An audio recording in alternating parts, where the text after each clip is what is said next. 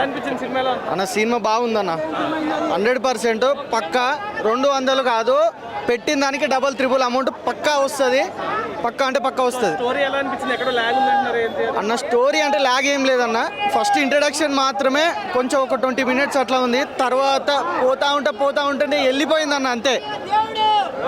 Cinema బాగుందన్న. విష్ణు గారి performance అన్న చెప్పడానికి మాటలు సరిపోవు అన్న. ప్రభాస్ అన్న ఎంట్రీ తోటి పీక్స్ వెళ్ళిపోయింది సినిమా.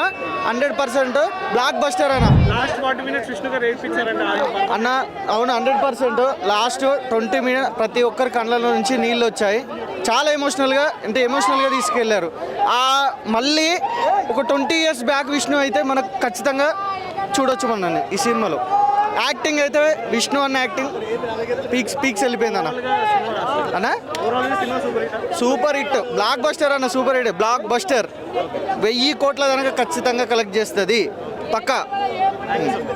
ఓకేనా? అలాగే మనకు ఈ విజువల్ పరంగా చూసుకున్నట్టయితే సినిమా బాగానే ఉంది.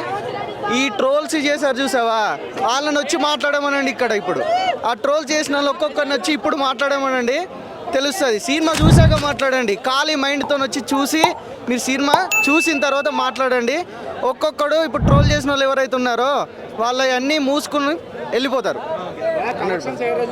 అన్న. కలెక్షన్స్ వచ్చేసి పక్క 500 నుంచి 1000 కోట్లు దాటుతుంది అన్న, 100% అన్న.